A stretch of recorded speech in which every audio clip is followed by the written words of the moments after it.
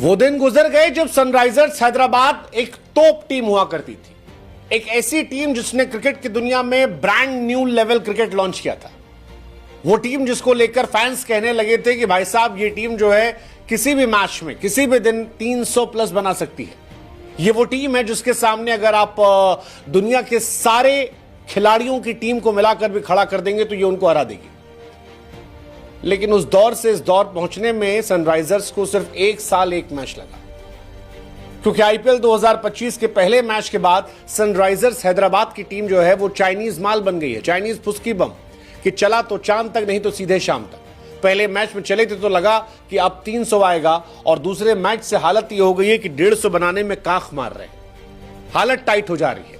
Top order ऐसा flop हो रहा है जैसे ताश के पत्ते बिखर जाते हैं। गुजरात के सामने कहीं मैच में थे ही नहीं वो, सिवाय अगर वो 2 विकेट गिरा दे। मतलब हैदराबाद के बल्लेबाजों को देखकर लगता है कि नाम बड़े दर्शन छोटे, और गेंदबाजों को देखकर लगता है कि गेंदबाजी करना जानते हैं, क्योंकि 2 विकेट गिरने के बाद भी जिस तरह से वो 16.4 ओवर में 7 विकेट से हारे हैं, उसे देखकर लगा यही कि यार ये तोप नहीं, ये फुस्की बम है, और यही वजह है कि हैदराबाद हार गई। हालांकि गुजरात आज बड़ी खुश होगी क्योंकि मुंबई इंडियंस को 36 रनों से हराया। उसके बाद आरसीबी जैसी बड़ी टीम को 8 विकेट से हराया। अब सनराइजर्स को सनराइजर्स के घर में जाकर 7 विकेट से हराया, और वो भी तब हराया जब आपके जॉस बटलर से लेकर साई सुदर्शन तक फ्लॉप हो गए। यानी वो 2 खिलाड़ी जिन्होंने टॉप 5 में जगह बना रखी है आईपीएल में, ऑरेंज कैप होल्डर में, उनके फ्लॉप होने के बाद शुभमन गिल की टीम जो है वो 3 मैच लगातार जीतती है। नतीजा पॉइंट्स टेबल में टॉप पर आ गए। नंबर 1 पर दिल्ली है, 2 पर गुजरात पहुंच गई, 3 पर आरसीबी है, 4 पर पंजाब है। और एसआरएच के फैंस कह रहे हैं कि हम करें तो करें क्या, बेचारे पैसा लेके मैच देखने आए थे और 5-5, 6-6 ओवर पहले मैच छोड़कर जा रहे हैं। और इसकी मुकम्मल वजह है क्योंकि हैदराबाद 1, 2, 3 नहीं बल्कि लगातार 4 मैच हार चुकी है। हारी क्यों? शुभमन गिल कमाल की बल्लेबाजी, 43 गेंद 61 रन। हालांकि इस मैच में मेरे हीरो जो हैं वो वॉशिंगटन सुंदर है यार। सुंदर इसलिए क्योंकि 2 विकेट गिर गया था। जॉस बटलर के आउट होने के बाद प्रेशर बढ़ा था, 8.5 के रन रेट से रन चाहिए था, लेकिन सुंदर जिन्हें भगवान जाने क्यों 1 ओवर गेंदबाजी नहीं करवाई गई, सुंदर जिन्हें इससे पहले 3 मैच में क्यों नहीं खिलाया गया, वो मेरी समझ से परे था। वो आते हैं और बैटिंग में छा जाते हैं। मतलब सिमरजीत के जो उस ओवर में 20 रन ठोके थे, आई थिंक वो मोमेंटम चेंज करने वाला था। हालांकि बेचारे थोड़े अनफॉर्चुनेट रहे कि 49 पर आउट हो गए, लेकिन मेक श्योर किया कि उनकी टीम जो है वो मैच जीत जाए।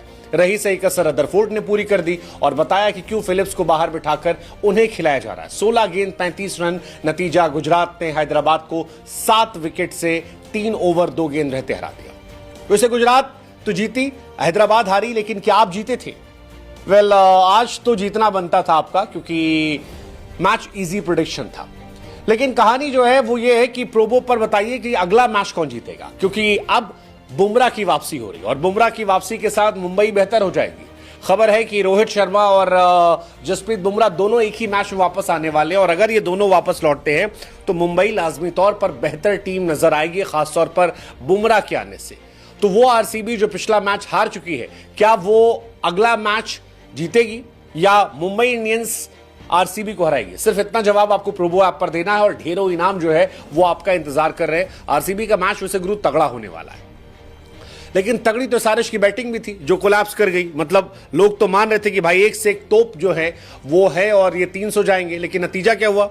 अभिषेक शर्मा 18 रन बनाकर आउट हो गए, ट्रेविस हेड साहब 8 रन बनाकर आउट हो गए, ईशान किशन पहले मैच में शतक मारते हैं, वो इस मैच में फ्लॉप हो गए, क्लासेन रेड्डी यार वो दोनों शुरुआत लेते हैं लेकिन आगे कुछ कर नहीं पाते हैं, एक 31 पर गया, एक 27 पर गया, अनिकेत भी इस मैच में चले नहीं, कविंदु मेंडिस ना दाएं हाथ बाएं हाथ से गेंदबाजी अच्छे से कर पाए, ना अच्छे से बल्लेबाजी कर पाए।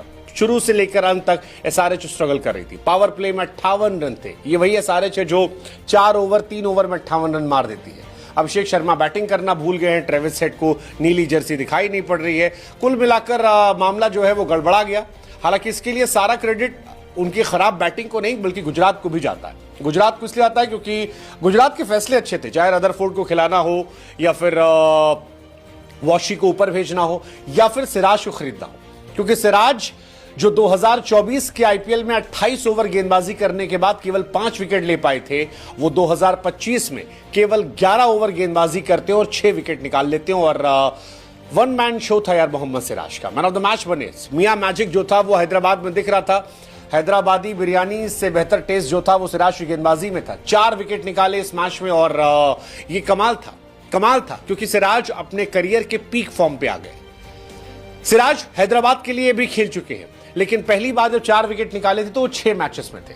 आरसीबी के लिए खेलते थे तो 87 मैचेस में सिर्फ एक बार ऐसा हुआ था कि 4 विकेट निकाले थे, लेकिन जीटी के लिए चौथे मैच में कारनामा कर दिया। और आज सिराज ने जो गेंदबाजी की वो काबिले तारीफ थी। 4 विकेट 4 ओवर में 17 रन देकर आई थिंक ये शानदार स्टेटमेंट था सिराज का कि मैं अब वापस फॉर्म में आ चुका हूं। और जैसे सिराज ने सलाइवा को लाने की बात कही, ऐसे ही हमें लगता है कि सिराज को इंटरनेशनल क्रिकेट में अब टीम इंडिया में वापसी करने का पूरा हक है। क्योंकि अगर आप 3 मैच की परफॉर्मेंस देखोगे तो मुंबई के सामने 4 ओवर 34 रन 2 विकेट, हैदराबाद से पहले आरसीबी से मैच था 4 ओवर 19 रन 3 विकेट, और एसआरएच के सामने 4 over 17 run 4 wicket. I mean कमाल है यार, अद्भुत है, अविश्वसनीय है।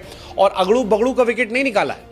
जिस रोहित शर्मा ने कहा था कि आप इफेक्टिव नहीं है, उनका निकाला, उनके पार्टनर रिकल्टन का निकाला। फिर आरसीबी के सामने गए तो फिल सॉल्ट और पडिक्कल को आउट किया, और इस बार जब गेंदबाजी करने आए तो ट्रेविस हेड को पावर प्ले में आउट किया। आई थिंक ये कमाल था। इसी के साथ सिराज ने 100 विकेट निकाल दिया आईपीएल में। उनके करियर की बेस्ट बॉलिंग फिगर आ गई और second highest wicket taker IPL 2025 में हो गए, क्योंकि उनसे आगे इस वक्त सिर्फ नूर अहमद है। लेकिन सिराज ने बताया कि इंसान अपने मुकद्दर को बदल सकता है। सिराज को ड्रॉप किया गया था T20 से, टेस्ट से, ओडीआई से, हर जगह से वो ड्रॉप किए गए थे। पहला मैच खराब था, लोग ट्रोल कर रहे थे, लेकिन उसके बाद Siraj came with a bang, और बैंग ऐसा कि सेकेंड हाईएस्ट विकेट टेकर है। कमाल है। नूर के 10 विकेट है, सिराज और मिचेल स्टार्क के 9 विकेट है। मियां मैजिक जो है वो कमाल था यार। मुझे मतलब पर्सनली सिराज काफी ज्यादा इंस्पायर कर रहे हैं। लेकिन एसआरएच डिसअपॉइंट कर रही है, क्योंकि एसआरएच बहुत गंदे रिकॉर्ड उनके पास है यार। मतलब अगर आप देखोगे पावर प्ले में सबसे ज्यादा विकेट एसआरएच से गिरे, अब तक 12 विकेट गिर चुके हैं, जो अपने आप में हैरानी की बात है। अगर ओपनर्स का लोवेस्ट एवरेज देखोगे तो मुंबई का है 16 और एसआरएच का है 19, सीएसके का है 21, और ये बताता है कि इतनी गंदी हालत में ये लोग क्यों हैं।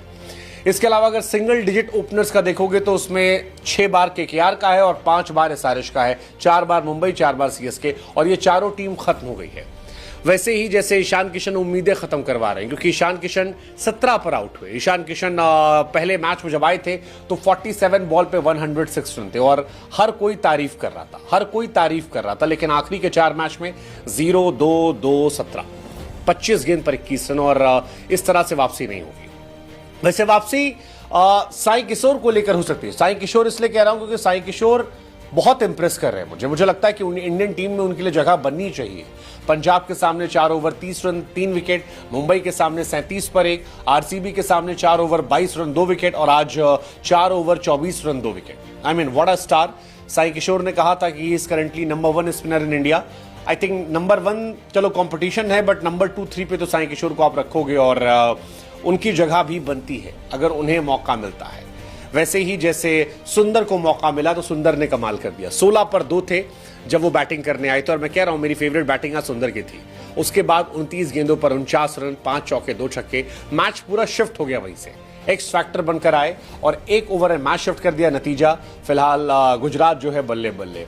लेट्स जस्ट होप कि सुंदर को बॉलिंग करने का मौका मिले, क्योंकि जो हैदराबाद के सामने आज रन बनाए हैं उसके सामने गेंदबाजी करने का मौका नहीं मिला, और ना गुजरात उनसे गेंदबाजी कराई, ना इससे पहले हैदराबाद में तो वो कर रहे थे। बट ठीक है, उन्होंने परफॉर्म किया, बताया कि मौका दोगे तो रन बनाएंगे, परफॉर्मेंस दिखाएंगे। बट क्या है सारिश वापसी कर पाएगी? पता नहीं यार। बहुत डिसअपॉइंट किया सारिश ने, बहुत डिसअपॉइंट किया है। अब उम्मीदें उनसे हम खो रहे हैं, क्योंकि पैट कमिंस क्लूलेस नजर आ रहे हैं, and I think this is first time with Cummins कि वो बिल्कुल क्लूलेस हो गए। क्लूलेस, कुछ पता ही नहीं, जबकि इतनी अच्छी टीम उनके पास है, इसके बावजूद वो क्लूलेस है। क्यों, किस लिए, कैसे, पता नहीं। लेट्स जस्ट होप कि वो कमबैक करे। बाकी आप प्रोबो ऐप पर बताना कि क्या मुंबई आरसीबी को हराकर कमबैक करेगी। वैसे बुमराह कमबैक कर रहे हैं, हो सकता है कमबैक कर ले।